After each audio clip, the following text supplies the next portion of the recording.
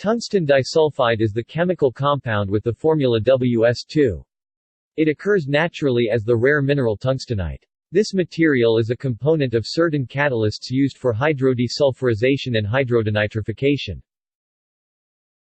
Ws2 adopts a layered structure related to MOS2, with W atoms situated in trigonal prismatic coordination sphere.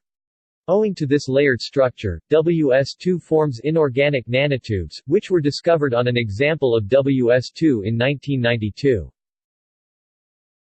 Properties.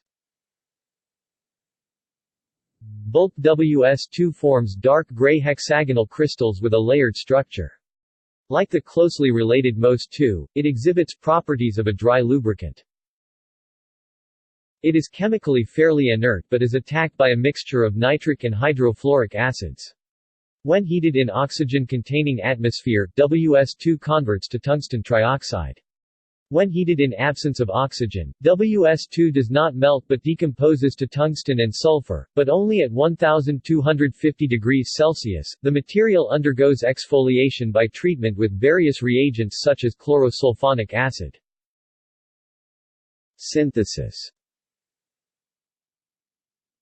Ws2 is produced by a number of methods. Many of these methods involve treating oxides with sources of sulfide or hydrosulfide, supplied as hydrogen sulfide or generated in situ. Other routes entail thermolysis of tungsten V sulfides, e.g., R4N, 2Ws4, or the equivalent, e.g., Ws3. Freestanding Ws2 films can be produced as follows. Ws2 is deposited on a hydrophilic substrate, such as sapphire, and then coated with a polymer, such as polystyrene. After dipping the sample in water for a few minutes, the hydrophobic Ws2 film spontaneously peels off. Applications. Ws2 is used, in conjunction with other materials, as catalyst for hydrotreating of crude oil. Lamellar tungsten disulfide is used as a dry lubricant for fasteners, bearings, and molds under the brand name Dicronite. Research. Like MOS2, nanostructured Ws2 is actively studied for potential applications, such as storage of hydrogen and lithium.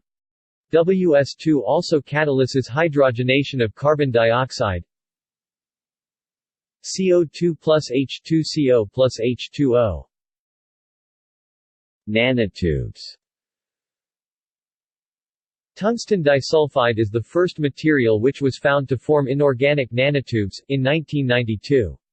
This ability is related to the layered structure of Ws2, and macroscopic amounts of Ws2 have been produced by the methods mentioned above. Ws2 nanotubes have been investigated as reinforcing agents to improve the mechanical properties of polymeric nanocomposites.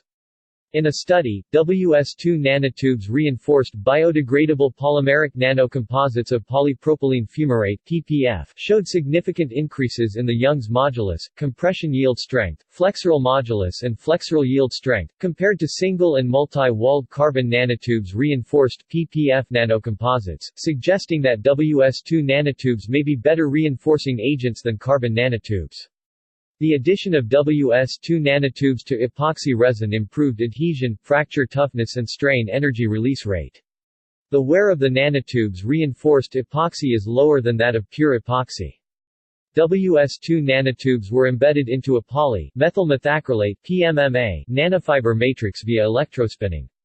The nanotubes were well dispersed and aligned along fiber axis. The enhanced stiffness and toughness of PMMA fiber meshes by means of inorganic nanotubes addition may have potential uses as impact-absorbing materials, e.g. for ballistic vests. Ws2 nanotubes are hollow and can be filled with another material, to preserve or guide it to a desired location, or to generate new properties in the filler material which is confined within a nanometer scale diameter.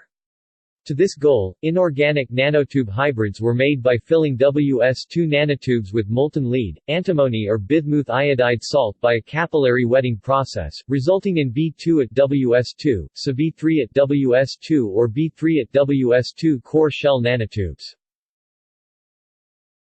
Nanosheets.